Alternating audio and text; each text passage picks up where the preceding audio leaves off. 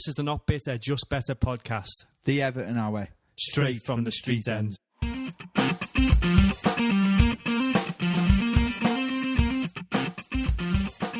Howdy Blues, welcome to Not Bitter, Just Better Everton podcast. Mr. Johnny Seven here, as always. Well, not always in this random room. I'm having to record on my dinner and work because I forgot I'm at a gig tomorrow night and our Wednesdays is pub quizzes. And, you know, you've got to have your routine, haven't you? But what a week, again, being a Blue. I'm still done in after Sunday. What an amazing day. What an honour to be a Blue. One of the best days of my life. And it's mad, innit? Because it's... what we'll be celebrating? Celebrating Goodison, of course. I've heard other people say it as well. Imagine if we won something. You know, fortunately, I'm old enough to remember us winning the last trophy we won, the FA Cup. And, you know, a few of you will remember the 80s, but just imagine it now and the scenes there would be and the social media aspect and all that kind of stuff.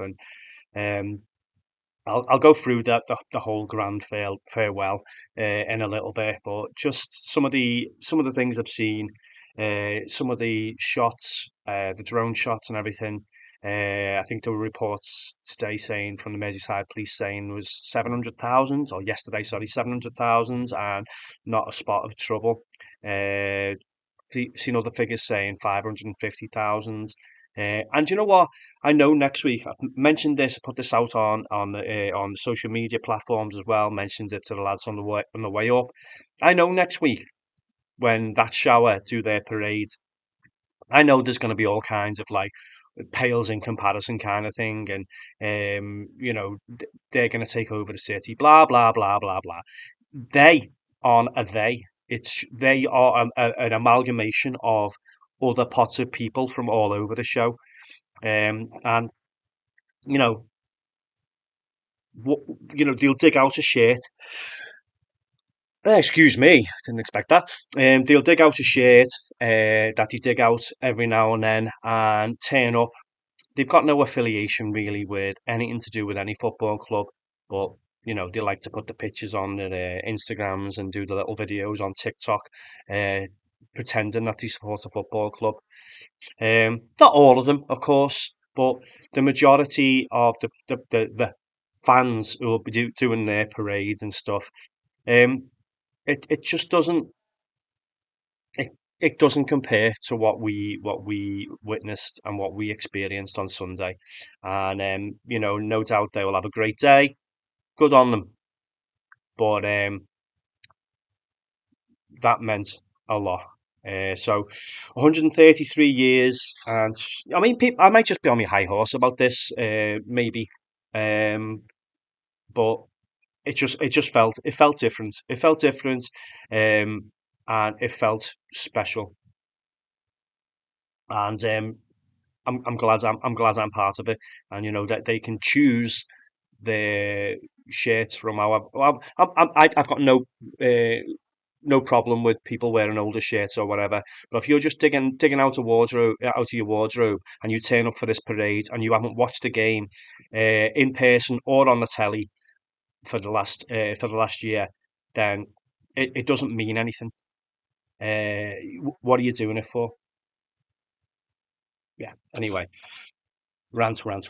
I've got a few of those rants today, by the way. So I've got quite comprehensive notes, but I've got to whiz through these. So it's I haven't given myself much time at all. It's all being go. 133 years and 2,791 men's matches.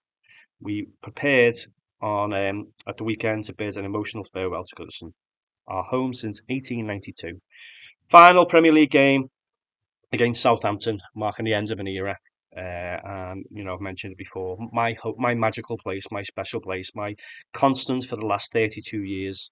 The grand old lady, Goodison Park, and the build-up was immense. I got an Uber about 9 o'clock, expecting that Segura would be open at 9 o'clock. We got there and they were getting there about half nine, quarter past nine, I think it was more like. But for the I think the doors were opening at like quarter to 10, but we were in beforehand. So, but just coming up past the Oak and up that way, it was already chock a block, and it was just amazing to see.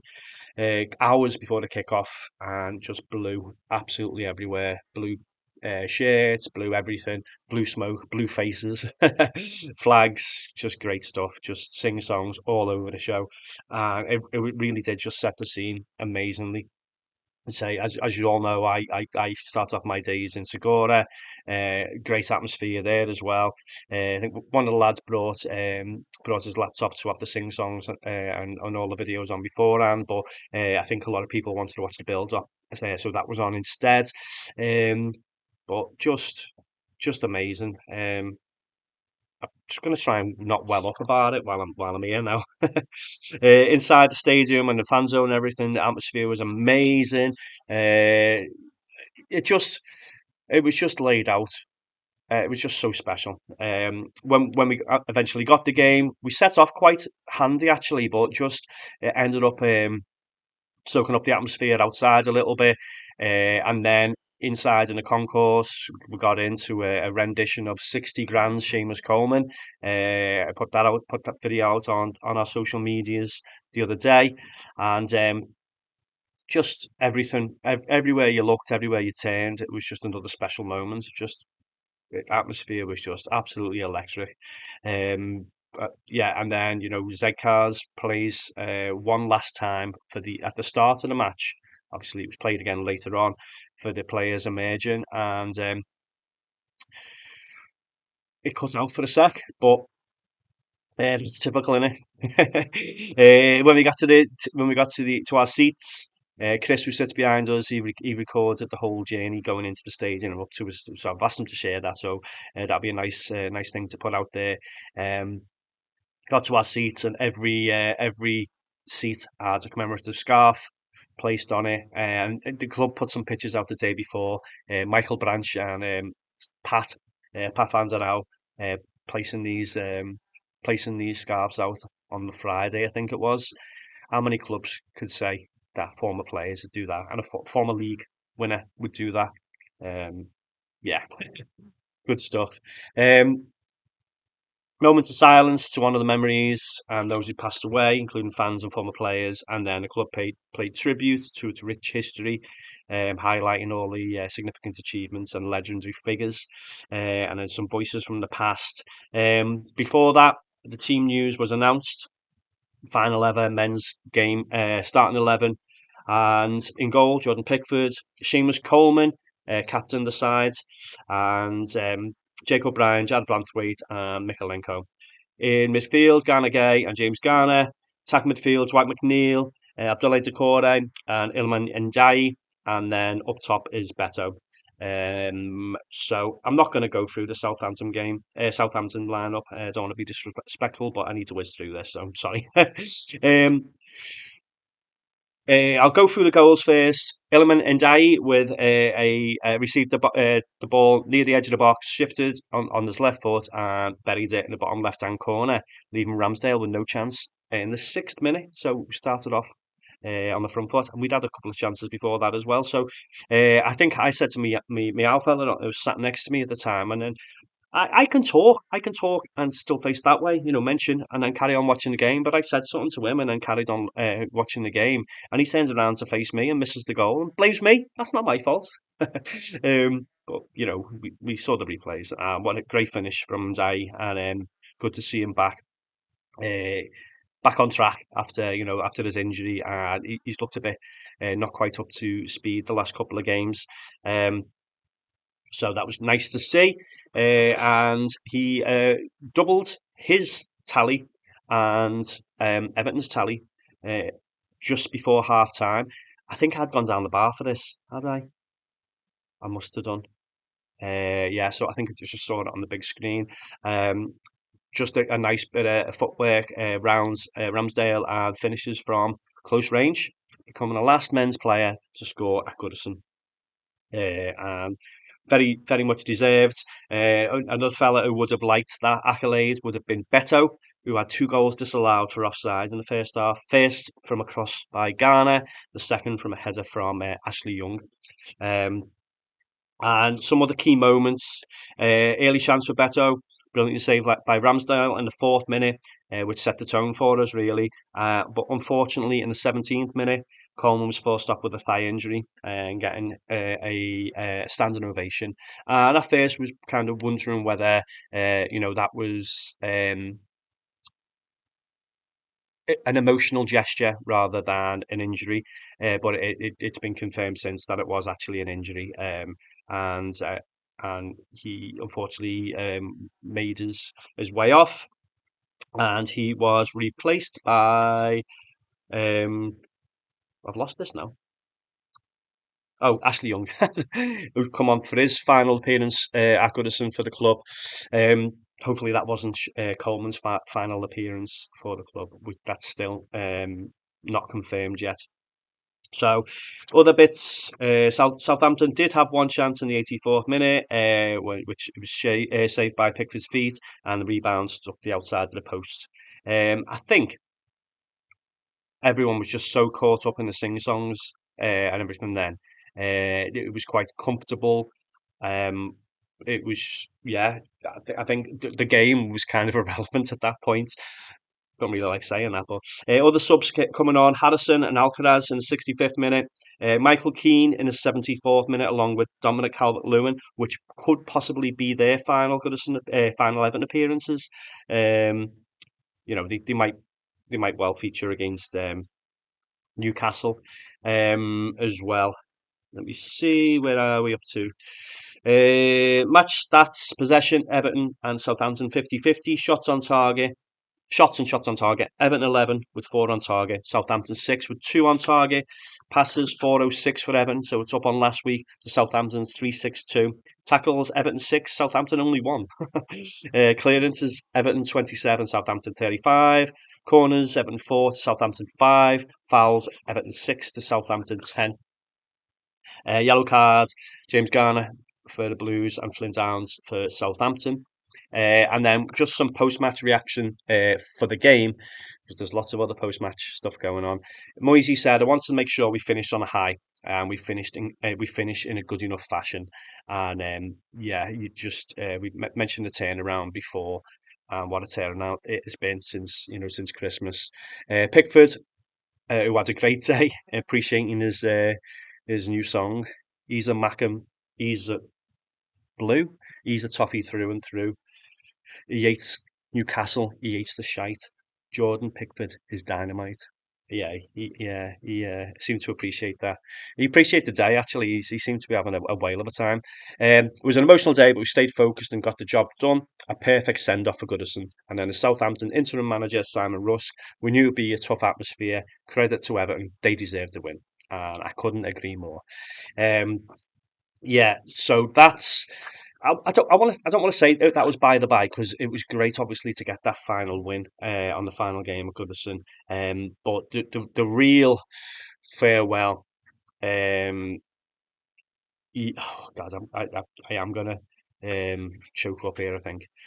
Um, Began shortly after. They opened the bar downstairs again. I Oh yeah, they sold out. They sold out of beers, so we didn't.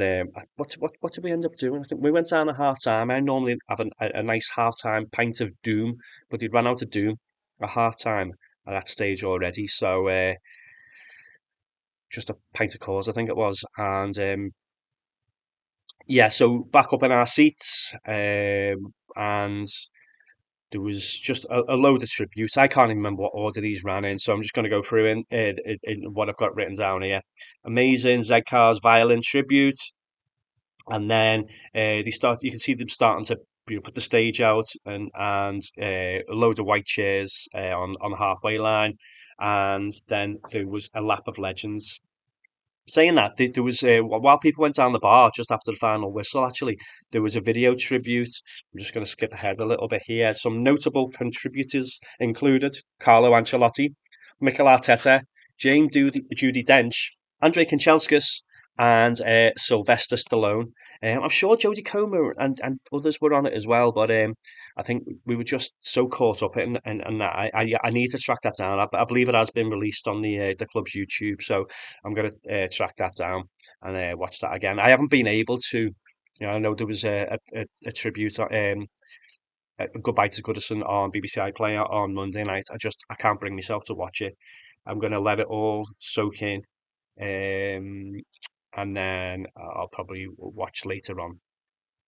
Once the season's over, get myself kept within the Everton loop. So the 60s and 70s players, Tony Kay, Bob Latchford, Big Bob. Again, one of my favourite memories ever. It was going out into town, me, Paul, and Bob Latchford into some of my haunts, and yeah, just a mad one. Just me, Bob Latchford, and Paul on the lash in town. Nuts. Billy Wright, Jim Pearson, Dave Jones, Cam McNord, George Telfesh, Steve Sargent, Mike Pegic. I hope I said that right. Duncan McKenzie didn't jump over a mini. Roger Kenyon, Ronnie Goodless, Johnny Morrissey, Martin Dobson, Brian Kidd, Derek Temple, and Joe Royal. And Joe Royal, he wasn't moving the best, unfortunately, and I believe Tony Bellew had a few words with him, but at the same time, there was a lot of other stuff going on and sing songs, and um, it didn't play out as well as that could have done in the grounds. But again, I want to watch all this. I want to try and root it all out and watch the whole thing again when I'm emotionally capable. Some of the 80s team, Adrian Heath, we saw on the way out, Dexy Mountfield, Neil Poynton, Neville Southall, John Bailey, Pat Van Danau, who we had a few, we had a great time with afterwards. Pat doesn't drink anymore, so he was on the coffee and lemonades and soda water while we were not. Ian Snowden, Gary Stevens, Kevin Richardson, Wayne Clark, Paul Wilkinson, Neil Adams. I don't remember seeing half of these, so I'm sorry. I've put a list together from various websites, and I'm hoping they're right, and I'm hoping I've not missed anyone. Paul Bracewell, Trevor Stephen, Alan Harper, Mark Higgins, Peter Reid, and Andy Gray. Again, saw them on the way out. I know Andy Gray was on the mic, but we were just so caught up in the moments. From the 90s, and particularly the FA Cup winning team, and those unfortunate games against Coventry and Wimbledon. How did I forget that one? Anders Limpar, Paul Rideout, Joey Parkinson, Barry Orn, Graham Stewart, Matt Jackson, and Davy Watson. And then obviously one player who went from the 90s to the noughties, Big Dunk. Leon Osman, Jermaine Beckford, and Wayne Rooney, and Tim Cahill from the 2000s and 2010s. Who else? I know Tom Davies was there. There was rumours that Umar Nias and Sylvain Distan were there in attendance as well, but I haven't found confirmation of that. As I mentioned before, the thank you Goodison messages that were doing the rounds, yeah, just really had pulling on the heartstrings. Then Tony Bellew had Big Dunk and Wayne Rooney down the Gladys Street, and Dunk just knows how to work the crowd. What I've said in the past, Big Dunk's he's everywhere at the moment because he's doing his book launch and stuff like that. But I know he used to be very guarded over stuff. I remember him making an appearance many moons ago in the Crown Plaza, and that was his first real appearance. Doing those after dinner kind of circuit kind of thing, and he was very very guarded with that. And I know like since then, Paul's had him on the Devonshire. He'd had his one man show in the Philharmonic, and he's just taken to it like a duck to water. He's great, and you used to hear about Dunk was a real dressing room leader even before he was captain. So, but that never really translated as much because he didn't do much media. I think, as I said, the stuff with the way he was treated by the Scottish FA and the Scottish law system as well. I think he was very closed off for a little while, but now um, he just shines. He shines in that kind of environment, and then he came back afterwards into Segura and just took the mic and just owned the place. Had everyone in the palm of his hand for the majority of the time. So I think Wayne Rooney as well. Yeah, Rooney got some good positive shouts, and I think he did say, "Oh, you've stitched me up here, haven't you? Put me next to Big Dunk." Big Dunk, obviously very comfortable in that crowd situation, and Rooney's getting better. Obviously he's now a pundit as well. He's getting better at it, but you could see he wasn't entirely as comfortable as Big Dunk. And we had all the Rooney shouts, but then oh, Manchester is full of, yeah, and you know the rest. Uh, but then after that, you could see him smile, and then you got the Rooney shouts again. So that was nice. Moisey was on the mic, paying tribute to the fans and the symbolic importance of finishing right. Brian Sorensen of the Everton Women made headlines with his cheeky dig. We already made Anfield our training pitch, as he gets ready to take Everton Women and make that their home. James Tarkowski reminisced about his goal against Liverpool and celebrate the moment with the fans. Or some other musical kind of stuff. Spirit of the Blues was performed by Bill Ryder Jones with a massive sing along. There She Goes by the Lars played during the lap of appreciation. I'm sure it was on before the game as well. Everyone sing along. That was great. That needs to be incorporated into the match day in Bramley. But although it was kind of fitting with There She Goes for the old lady as well, wasn't it? So, and then In My Life, the Beatles accompanied fireworks as a farewell drew to a close for most people. What was mad though, we were going back to Segura, and we normally go through from the Gladys Street and then down the sides of the family enclosure and out that way. And I had to. I was dying for a burst for ages, so I had to go to loo on the way out, and so I shot down the family enclosure one rather than Gladys Street one. And as I came out, uh, Paul and my dad had gone. So just having a look through and kind of zag me way through. And then suddenly I'm next to the dugout. And then just taking some more pickies and stuff, soaking it in there, getting another view. As I said before, I want to take in every inch of that ground before it goes, before we go from it, even. And then they seem to be almost welcoming people onto the pitch, and of course I obliged and had a little wander around the pitch again. Just very very different view, taking it all in again, and I hope I'm not stitching myself up by saying that. Anyway, yeah, they seemed to be welcoming. Yeah, so I didn't run on the pitch, but it was again just a great moment looking around, seeing that, and I think I did do a few videos, but at that point I was emotionally drained and pissed. So yeah, so they weren't the most coherent, let's just say. But yeah, man, and then the way they kind of they do that kind of thing where the police start like moving up in a line and easing people off again. So I think it was just very, very, very, very well controlled though in that sense. Seen a few gripes saying about maybe the musical element they could have had. Didn't really have a big star on there, but the sheer number of players, uh, yeah, it would have been nice to have Paul McCartney, of course, at the end, or even the Lars, or maybe even just Lee Mathers doing a song on his own. But ultimately, it just worked. It still worked amazing, and yeah, just what a day. And that it didn't even end there. So after that, back to Segura. So said with me Al fella, with Paul and that, some of my closest mates, my oldest mates and family, and none of Pat fans are now and Big Dunk as well. So you can't make that up, can you? Just unreal. Um, Great atmosphere there. So they started about 8:30, and I think I got home about 11:30. Um, I've already done me ones around Goodison Park on my own, kind of, and getting me tributes there. So just and then work on Monday was oof, so difficult. But what a fitting send off with the win and with the players, former players. Um, yeah. Anyway, it will be permanent home for the women from now on, and as that was confirmed. I mentioned that on last week's show, recording on a Thursday night. So we will be able to go back, which is obviously great. But one era ends and a new one begins, and then another new one begins when we officially move to Bramley, which I'll come on to the news in a sec and discuss that just a little bit more. This is Bob Latchford. I'm not bitter, just better.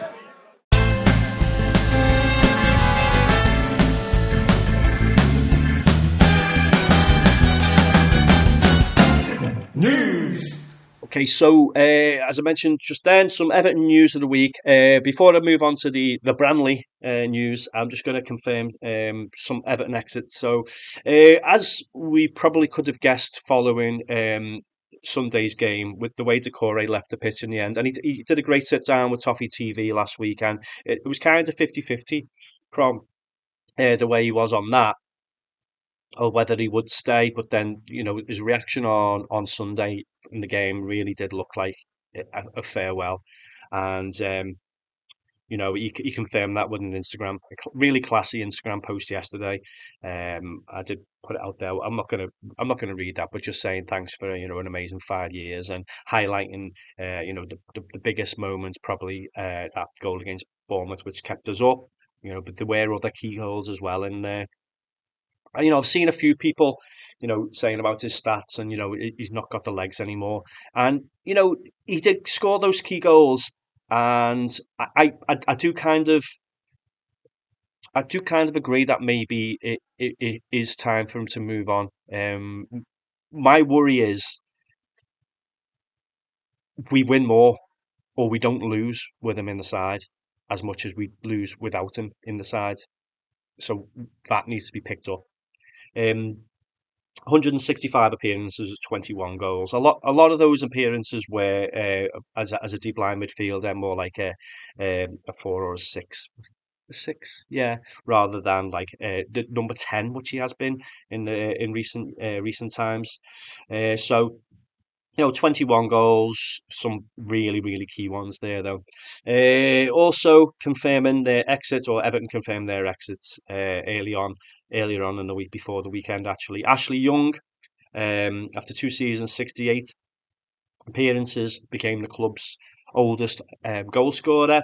I thought this surprised me, actually. Him and Begovic exiting after his second stint with the club, because from what I kind of understood, they both could have been on quite low comparatively wages and good level of experience there. So yeah, both of them surprised me. Virginia didn't surprise me as much, because he really needs to be getting out there and getting first team action now. He's 25 now, I think he is. Whenever he's come in, he's done a decent job. But by all accounts, he's a really good goalkeeper, and it just doesn't look like he's going to get a chance whilst Pickford's still there, does he? The other potential departures, sorry. Calvert-Lewin has been offered a new contract, apparently, but the discussions are still ongoing. There's not been anything announced with that yet. And then the other ones, all out of contract. Idrissa Gueye, Michael Keane, and Seamus Coleman. There are other ones: Holgate, Morpay, Boo, and then obviously the loanees, who are going to be returning back to the parent clubs. So we haven't heard any confirmation about any of those yet. So I'm guessing there are offers on the table for Calvert-Lewin and Idrissa Gueye. I think Coleman has been mentioned as trying to negotiate something to keep him at the club. Michael Keane, I've not heard anything about. But do you know what? I think he's had a raw deal. If we can get him on a little bit less than he's on, or quite a lot less than he's on, I wouldn't begrudge Michael Keane staying. I think he gets an awful lot of grief, but again, he scored some big goals, and he's good potentially to have as a third or fourth in-line centre-back there. Maybe I'm just mad. Okay, so as I've mentioned and hinted at a few times now, the new stadium has finally been named after Hill Dickinson was announced. So the Bramley Moor Dock will now be named the Hill Dickinson Stadium, following a significant name and rights agreement with the Liverpool-based law firm. And this has been met with A lot of ridicule from people who just really don't seem to know what the hell they're talking about. 10 million a year. One of the criticisms, there's no affiliation with Everton, but there's lots of affiliation from years going back, years of history, and they're one of the biggest law firms uh, in Liverpool, but also worldwide, and it's a significant amount of money coming in. One of the fifth or sixth biggest in Europe as a name and rights. Um, so, and even the name itself, Hill Dickinson, I don't, I don't get what the drama is about it. Who cares? Who's going to call it? I put this out last week, and I've heard other people say since. When does anyone say, "Oh, are we walking up to Goodison?" No one ever says that. It's either walking up the grounds, or we go in the game, go on a match, or meeting outside, or meeting by the Holy Trinity, or meeting by Dixie, or whatever. I don't ever recall someone saying that. So, for people have shortened it already to the Dixie. I'm fine with that. It's great stuff. I don't. People saying the hickory dickory, mate, grow up. And this is, I've jump ahead to this here, and social media rants in a number of different ways. The Sorry, distracted here. The banter at the moment, particularly from Redshite, is so shit.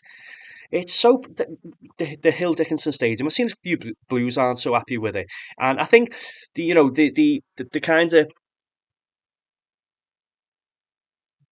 the worry was people trying to say it sounds amateurish and it doesn't scream money like the Etihad or the Emirates Stadium does. I am not bothered by that. It might not scream money at all, but money is coming in. So, and it's got links with the city, so and that's fine by me. But yeah, that banter is so shit. Just like you've won the league and stuff like that, where for the celebrations and um, all over our social medias this week. And a few people have said, "Why are they on our pages?" And admins need to do more about it. And I think I've mentioned this before. And explain if you've got a Facebook group, you can decide who posts on it and stuff like that. A page, most of the time, your posts have to be public by the very nature of the way they kind of fit in and stuff. And it's really difficult to stop them coming on our pages.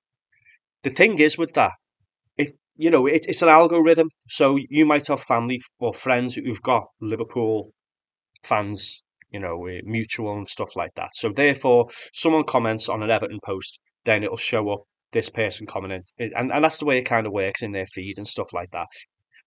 When they popped up in my feed, their stuff, I wouldn't dream of commenting on their stuff. I can't scroll past it quick enough.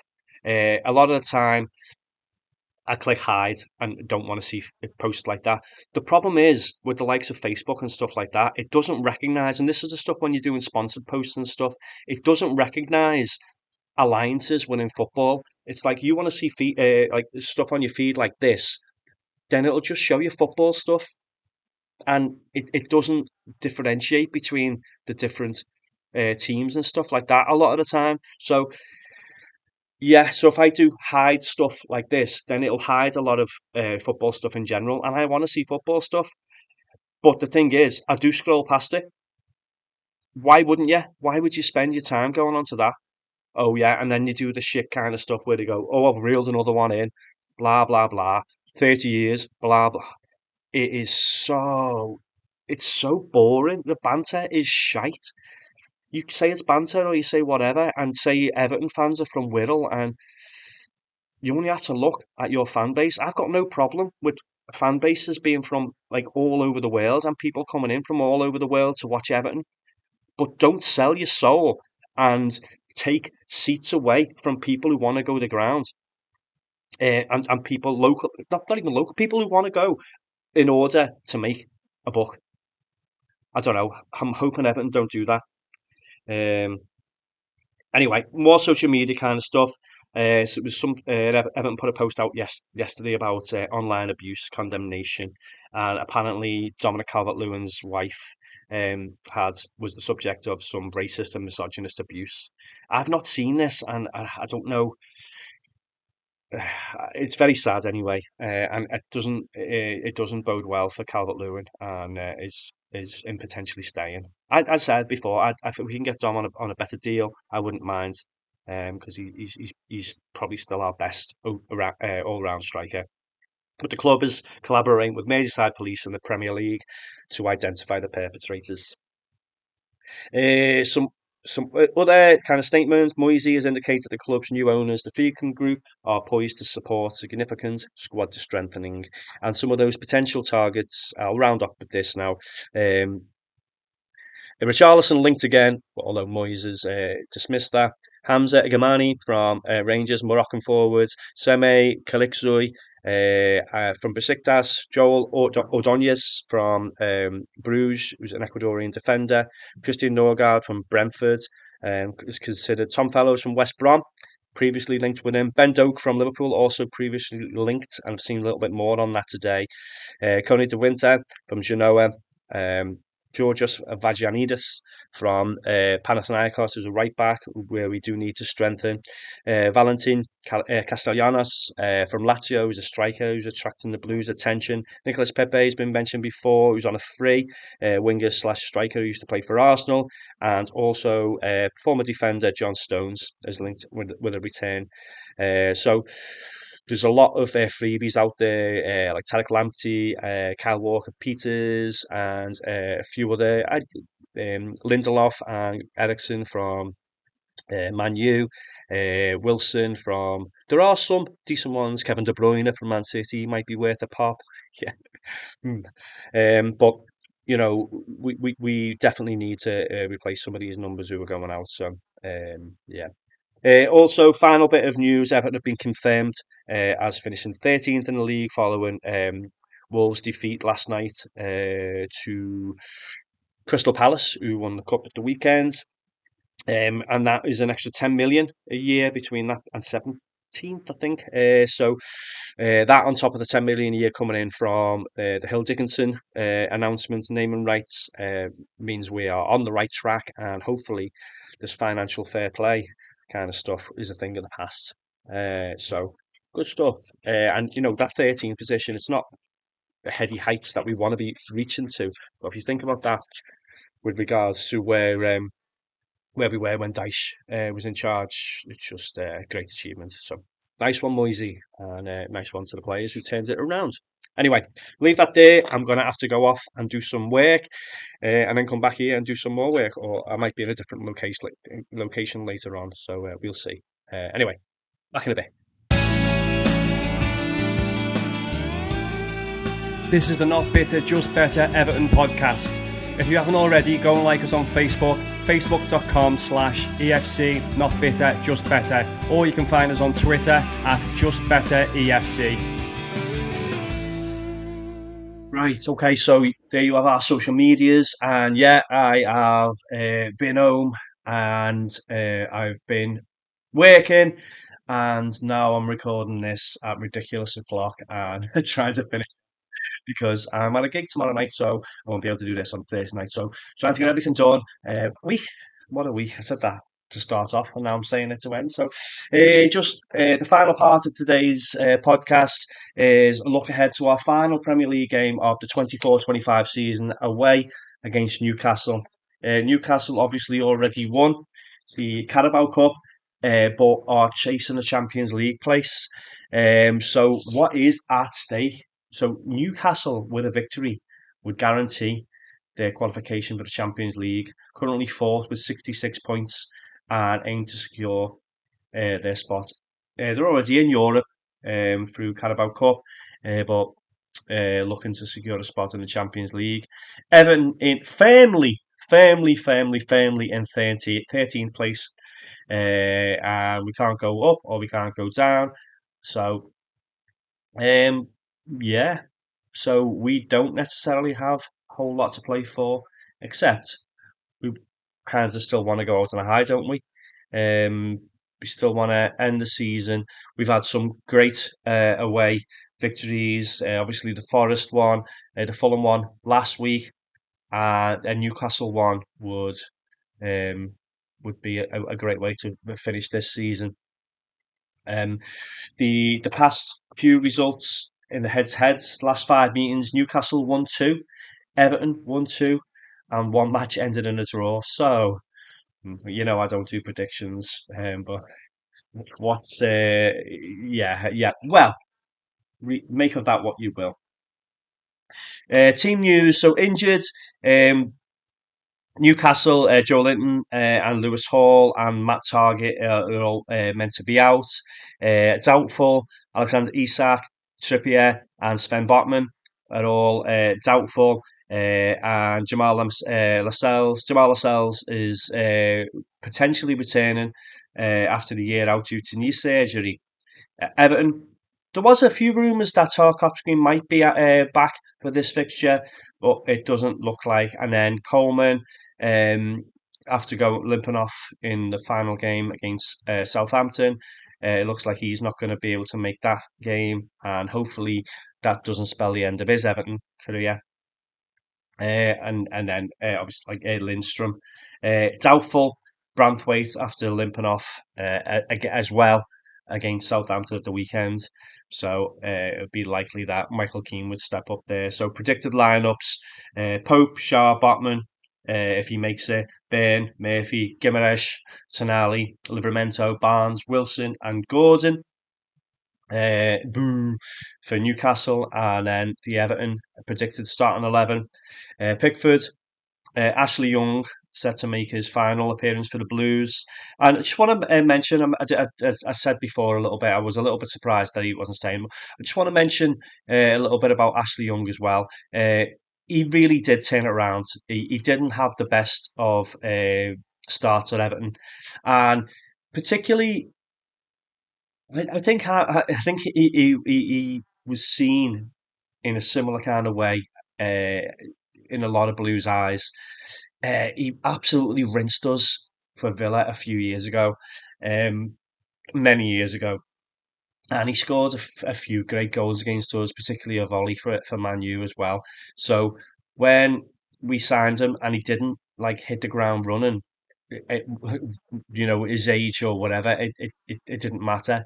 It's like just you did it against us for so many years. Now put some in for us, Ashley. And but ultimately, I think he did turn it around, and he was a very very dependable squad player, and he brought whenever he did the behind the scenes stuff through social media channels, he was always all over them and looked like he was really happy being part of the Everton setup. So, and it started to show on the pitch as well, and his performances did turn around. Dependable left back, right back, and then he could slot in left or right right mid as well. So yeah, I appreciate what he ended up doing for Everton. But then I also appreciate, he's going to be 40 in July, so if he needs to go on elsewhere and get his final contract somewhere else, fair dues. O'Brien and Keane look to be the final centre back pairing of the season. Mikalenko on the left, Garner. Hopefully, it won't be Garner Gay's last game for the Blues as well. There's nothing been announced about his contract. McNeil, Decore, and Jai will be Decore's last game for the Blues, and then I assume it'll be Beto up top. Calvert-Lewin will probably be on the bench again, against the club that he was tipped to join at this time last season. So um, all that's going to be interesting to see, and how many minutes they get, and the reactions afterwards are going to be interesting as well, because if they still haven't made those announcements, I thought it was very clear from Decore's reactions. As I said before, I went off and did a million other things. It was very clear from his reaction to going off, and then at the end of the game, where he was pretty much in tears when he was doing the lap of appreciation, that was his bow at Goodison and at Everton. Newcastle. I've won the last 6 Premier League home matches, scoring at least twice in each. Everton are unbeaten in the last three, with 2 wins and a draw. And as I mentioned before, the head-to-head last 5 meetings, Newcastle won 2, Everton won 2, and one match ended in a draw. So it should be a decent enough game. Newcastle have got a lot to play for. Everton have still got not a whole lot to play for, league position wise, but um, you know, Moyes has got every game being competitive at the moment. So I can't imagine him wanting to let that go now. Um, yeah, so I thought this was just going to be a 2 minute job here, signing off because there's not that much on this last game, but managed to go another 7 minutes or so. I just because I'm waffling, innit? So yeah, last game of the season, and for myself and getting back doing this again, I feel like I've been fairly consistent. Last 5 months of doing this, nearly 6 months, and the social medias are growing again. So um, I'm going to carry on through the summer. Obviously, I'll have a reflection episode next week on the Newcastle game, and then looking ahead to what's coming up. The week after that, big dunks on in Devonshire, so I'll have some more stories to tell over that kind of stuff, and we'll see what else happens. But definitely be running throughout, and definitely want to do. What I will say this season has just been the first half of the season was so draining, wasn't it? With all the negativity and the dice ball kind of stuff, and it's been a bit of a breath of fresh air since Moisey came back, and I'll reflect on this a lot more after the weekend's game, but it's going to be a nice little break, I think. With the emotion that was there last Sunday at Goodison with the Goodison send off, and then looking ahead to Bramley or the Hill Dickinson era, and just I need a few weekends to just uh, do just non Segura and on it all day and all weekend kind of stuff. I know that's on me, but just just be live in town. I mentioned many times, just staying around town and getting everything sorted and the rest of the other parts of my life. So yeah, as much as I'm gonna miss this kind of stuff, I am looking forward to that in a sense. But yeah. Well, sounds like I'm at a bloody funeral or something now, isn't it? But yeah, anyway, thanks to you all as always. Thanks for continuing. Thanks for joining us back again, and sticking with me. And as I've said, I'm aspiring to grow this kind of stuff. This kind of stuff now. This is my re-apprenticeship back into the world of doing this kind of stuff, and hopefully we'll see what happens in the summer and then in our new era at Everton Football Club. Cheers, spread the word, and I will catch you next week. Come on, you Blues!